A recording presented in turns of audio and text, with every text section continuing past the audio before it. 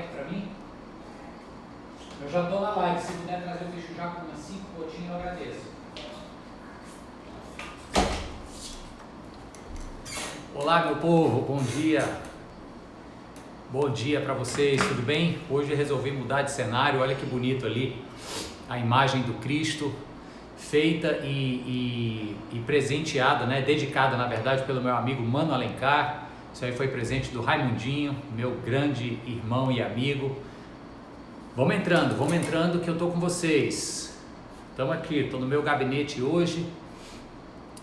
A Valentine já entrou, seu Valdir, Filó, Dona Iraídes, Samares, Jaqueline, Dona Maísa, sejam todos bem-vindos. Sandra, Roberta Pontes, Liane, sejam todas bem-vindas. Dona Nájila, Ana, bom dia, Ana. Quem mais? O Lincoln, Samuel, um abraço aí no Messias, Samuel. Meu parceiro Oswaldo está aí junto comigo. Paulo Nascimento, perdão, Paulo. Lincoln Farias, é isso? Gente, tô esperando o meu café que vai chegar aí.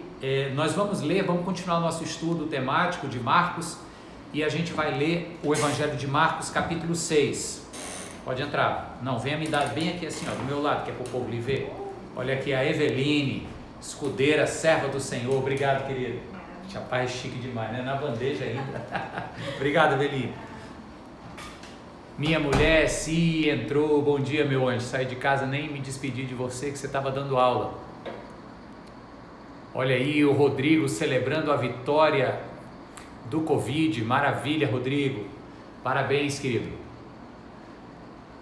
Sim, vamos lá, deixa eu colocar o comentário aí. Vou fixar o comentário que será no Evangelho de Marcos, capítulo 6, do verso 30 ao verso 44. Então eu vou colocar aqui, ó, Marcos 6,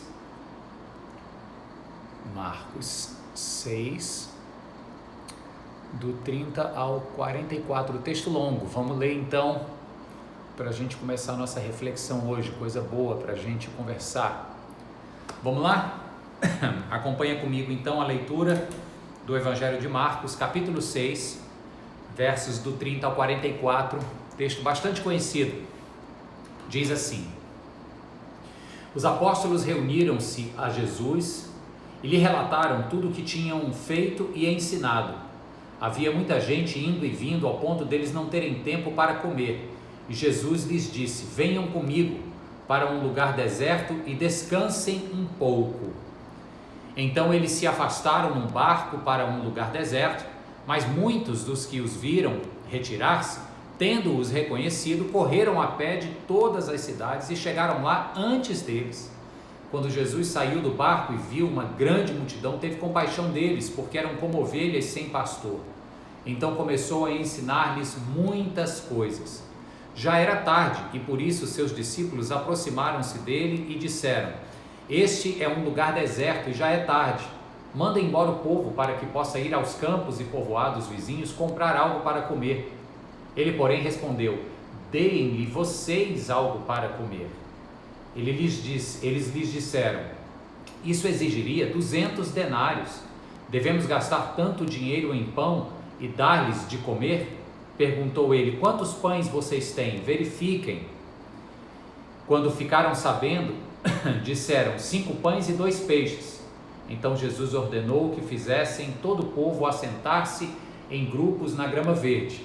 Assim eles se assentaram em grupos de 100 e de 50. Tomando os 5 pães e os 2 peixes e olhando para o céu, deu graças e partiu os pães.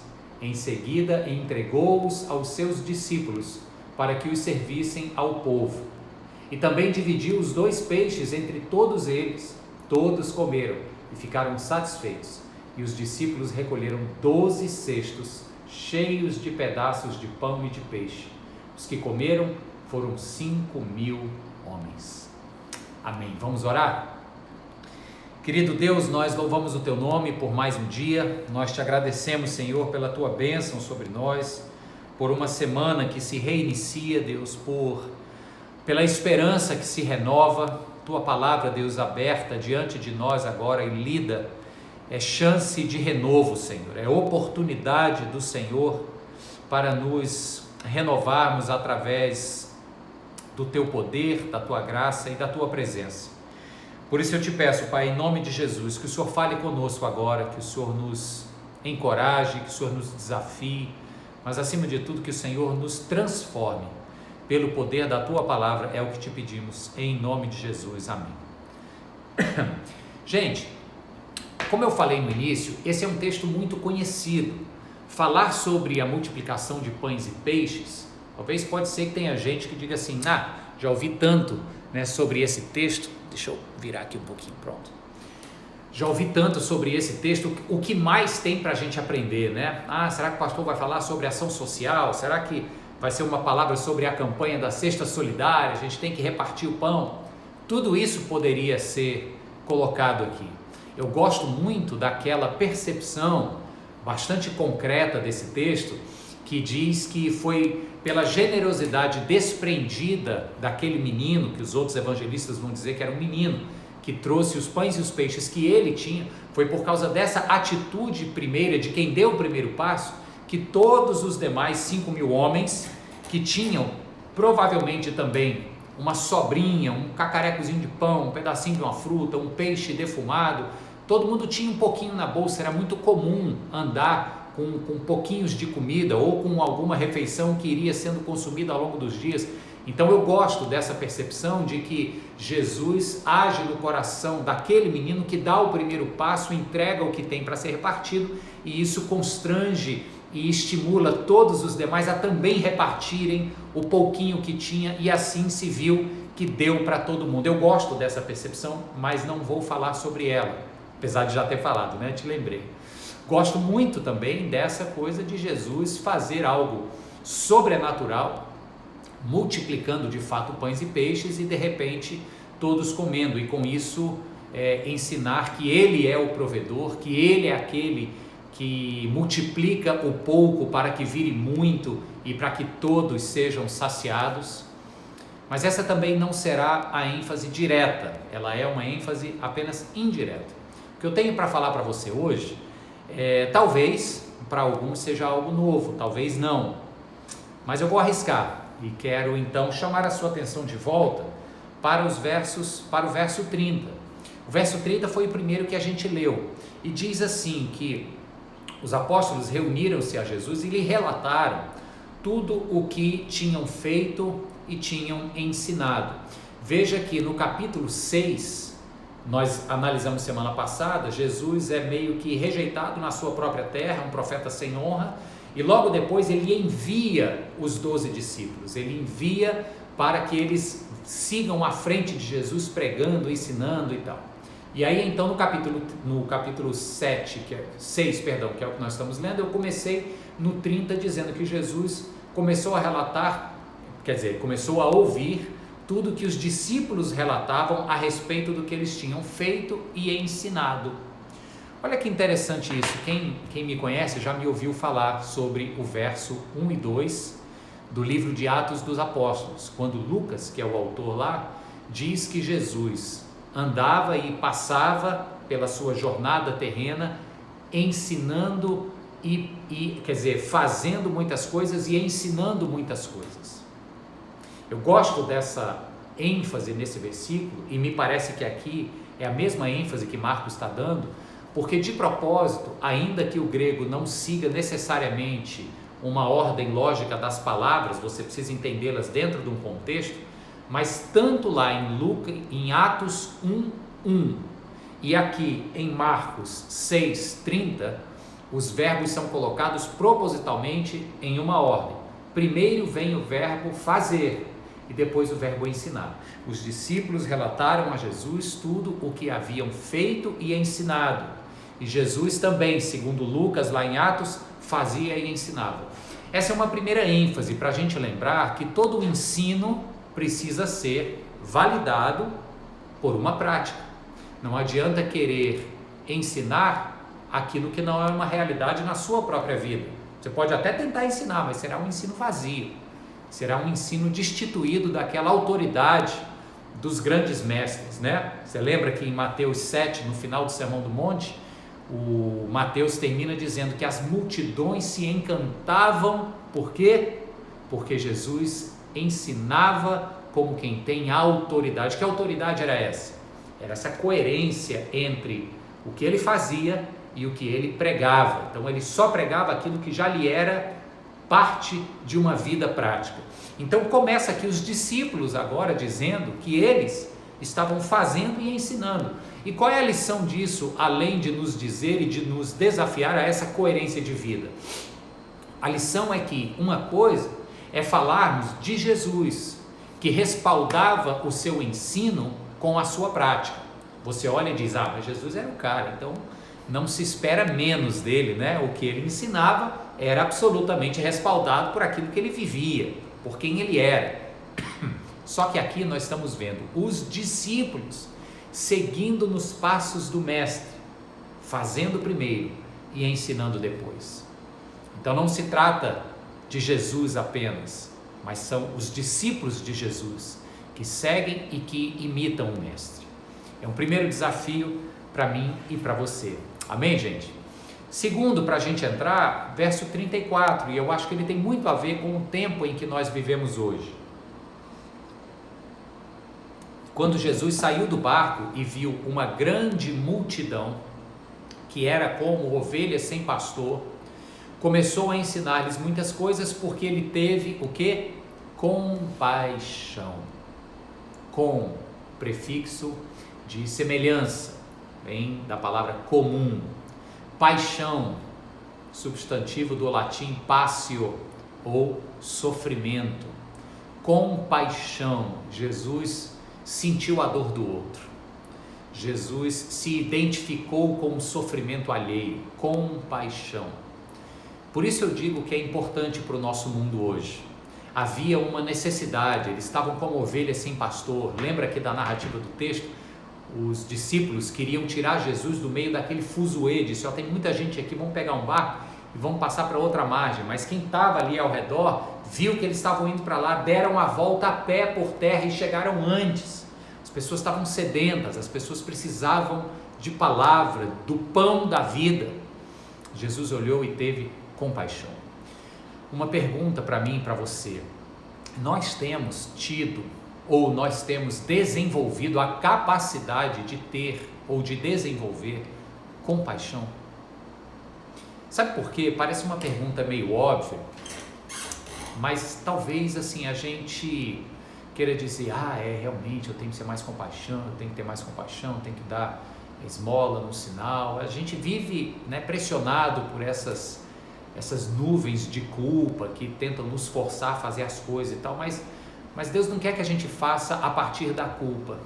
Quando eu pergunto se a gente tem tido compaixão ou não, na verdade eu nem espero uma resposta sim ou não. Eu estou mais interessado em buscar com essa pergunta, dentro de mim mesmo, quais são as estratégias sutis do inimigo agindo nas circunstâncias para me fazer uma pessoa menos compassiva, quando lá no fundo eu ainda até acho que estou sendo compassivo.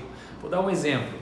A gente vive na pandemia agora e a gente tem medo, e o medo nos faz retrair.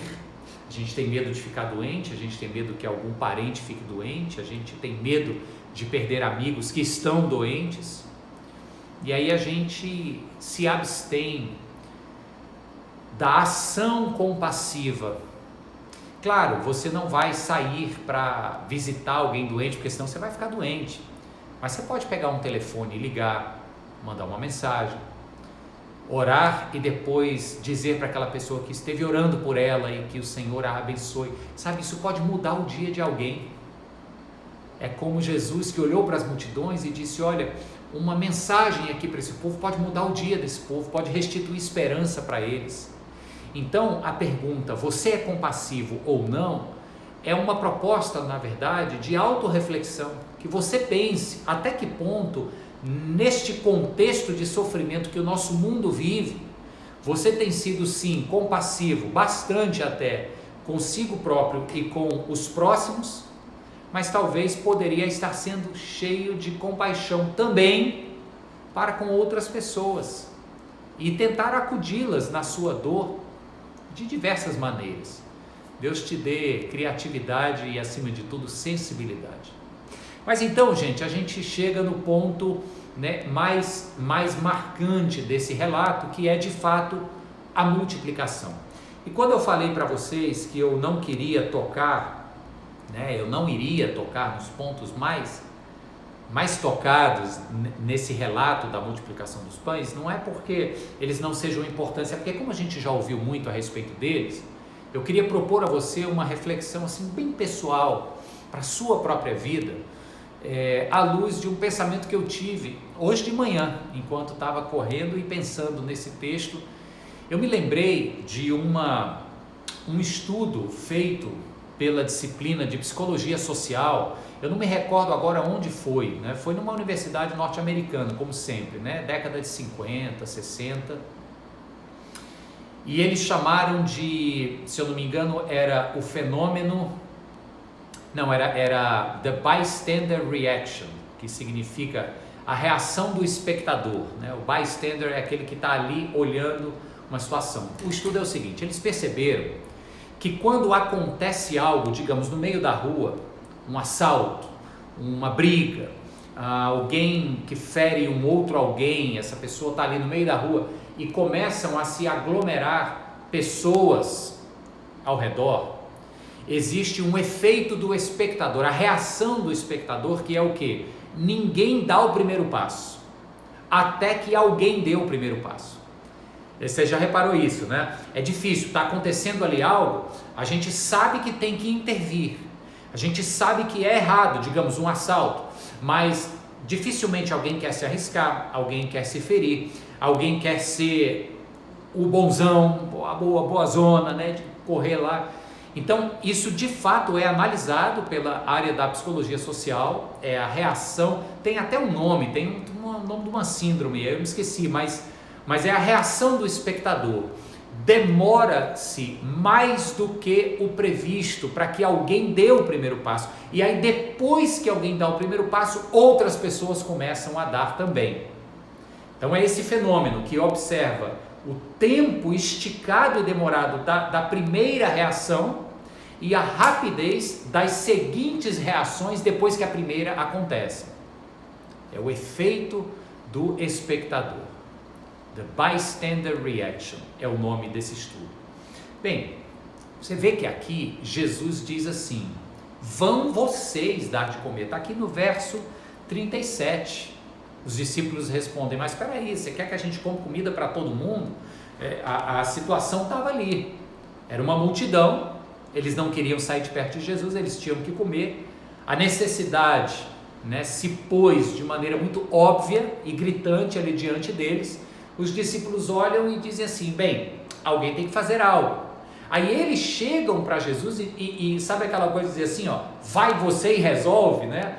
Tipo, tá aquela multidão olhando ali a situação, alguém empurra o que está no primeiro da fila e diz assim, ó, vai lá, ajeita lá. Então, os discípulos querendo fazer isso com Jesus e diz: mestre, vai lá, diz que eles sigam e que vão comprar as suas comidas e que depois a gente se encontra. Jesus diz: olha aí, e eu? Vocês querem que eu vá lá resolver? Jesus fala: vocês não acabaram de voltar relatando para mim o que vocês fizeram, o que vocês ensinaram, como o Espírito de Deus usou vocês na missão para a qual eu estou lhes enviando? Vocês querem agora que eu vá e resolva?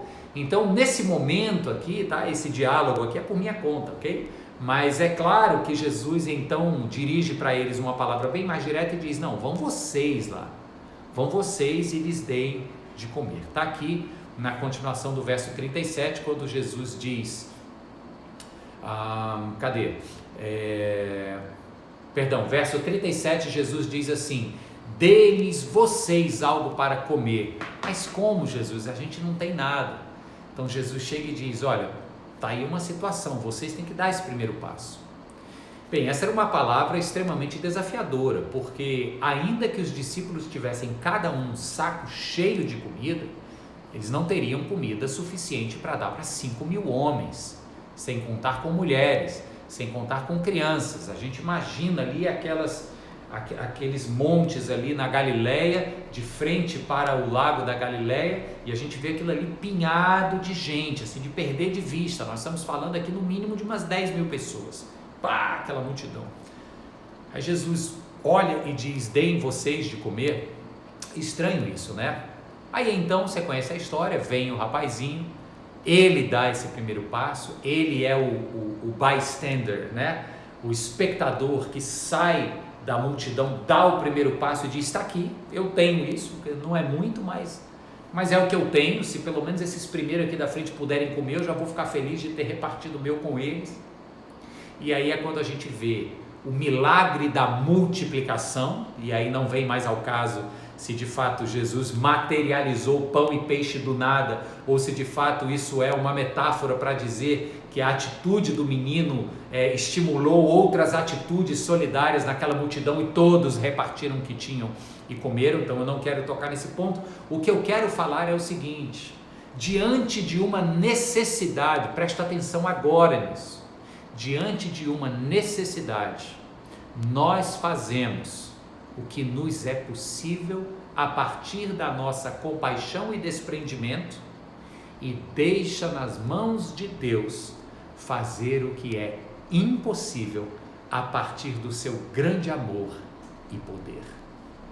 Vou repetir para você: diante de uma necessidade para a qual Deus está chamando a mim e a você para sermos instrumentos dele, nós fazemos o que está em nossas mãos e o fazemos a partir de obediência e compaixão por quem precisa, e deixamos nas mãos de Deus para que Ele faça o milagre a partir do seu grande amor e do seu poder. Não foi exatamente isso que aconteceu na ressurreição de Lázaro? Jesus chega para os presentes ali, para os bystanders, para os espectadores da situação, e diz o seguinte: olha, o Lázaro vai viver. Aí todo mundo olha, cruza os braços e diz: como? Quero só ver. Aí Jesus diz: vão lá na rocha lá do sepulcro, vão lá naquela pedra e rolem ela. Poderia um gaiato chegar e dizer: peraí, mestre, a gente vai rolar a pedra, o máximo que vai ver lá de dentro é a caatinga, porque o sujeito faz 4 dias que está enterrado, está fedendo. O povo diz isso lá na época. Jesus diz: façam a sua parte e deixa que eu faço a minha. Entendeu? Aqui é o seguinte: olha, abram suas bolsas e tirem do pouco que vocês têm e deixa que eu faço o que precisa ser feito para que todos fiquem saciados. Aí sim a gente entende. Deus espera que a gente faça aquilo que nos é possível. Ah, pastor, mas é muito pouco, o que eu tenho é muito pouco.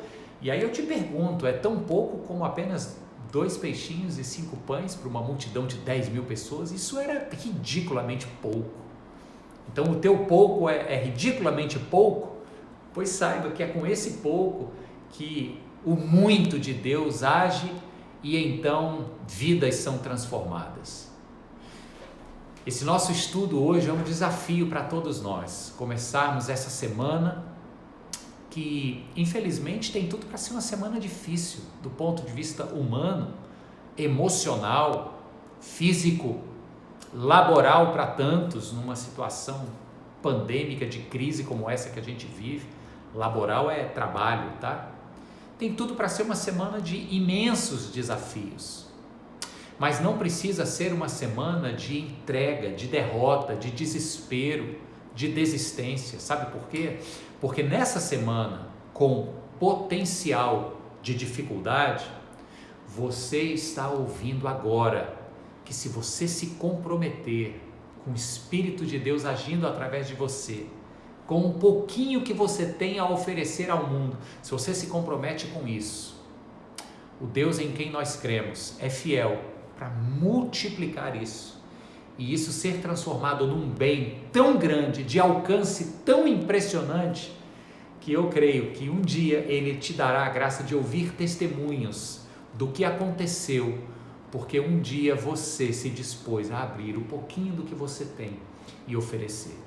Eu não me refiro apenas a bens materiais, eu não me refiro apenas à cesta básica, eu me refiro a horas ou minutos preciosos do seu tempo dedicado a outro, como eu disse, ou numa ligação, numa mensagem, ou em algum trabalho que você faça, ou em qualquer coisa que você faça bem feito, com o intuito de levar algo bom para as pessoas. Ah, mas é uma gotinha no oceano, mas o oceano é formado de muitas gotinhas. Então, que Deus te use para servir, para se doar, para se oferecer a este mundo que tanto precisa. E olha, pode ter certeza que se você está sofrendo, se você é quem está precisando ser servido, vou repetir o que eu sempre lhe digo: o melhor remédio para quem precisa ser acudido e socorrido é você, antes de tudo, se dispor a acudir e socorrer o outro. O seu coração muda, suas necessidades ganham outra perspectiva e o mundo lhe agradece. Que Deus te use, que Deus te abençoe, em nome de Jesus. Vamos orar? Feche os seus olhos. Pai, muito obrigado, meu Deus, por essa semana que se inicia, como falamos, Deus, num tempo tão difícil, uma semana com um potencial de dificuldade tão real, Senhor. A gente não nega essa realidade. Mas ao mesmo tempo, Deus, pela fé, é uma semana que está começando para nos trazer grandes lições e abrir diante de nós grandes responsabilidades. Por isso eu te peço, Pai, que todos que estão aqui comigo agora, ao vivo, os que vão ouvir esse estudo depois, que todos nós sejamos desafiados a confiar em Ti e colocar diante de Ti aquilo que podemos oferecer ao mundo, seja muito ou seja pouco. Nós colocamos diante de Ti para que o Senhor nos use, para que o Senhor multiplique, para que o Senhor opere o Teu impossível e que coisas espetaculares aconteçam a partir, ó Deus, apenas da disposição de corações fiéis que digam ao Senhor: eis-me aqui, usa-me a mim. Eu oro, Deus, também por pessoas enfermas, oro por pessoas que estão carentes de cura, de um abraço, de cura da alma, de cura do corpo. Oro, Deus, para que nessa hora o Senhor esteja derramando graça sobre medida, cura, restauração, em nome de Jesus, meu Deus. E que a partir de agora, Deus, nessa segunda-feira, tenhamos uma semana de muitas experiências contigo, com a Tua palavra, com a Tua voz. Para a glória de Jesus Cristo, nós oramos e dizemos amém e amém. Maravilha, pessoal. Deus abençoe vocês. Dá mais um gole aqui. Para quem chegou depois e não ouviu a minha introdução, né?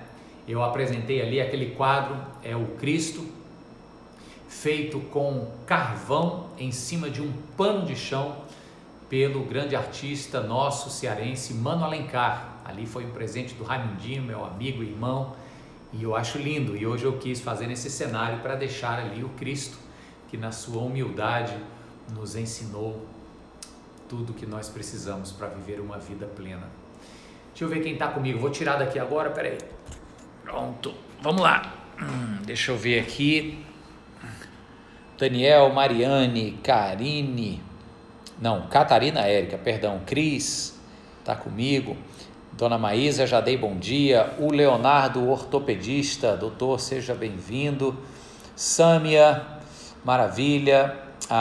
Quem mais? A Tita e a Martinha, Laudeci, Cláudia Camarote, Daniel já falei, né?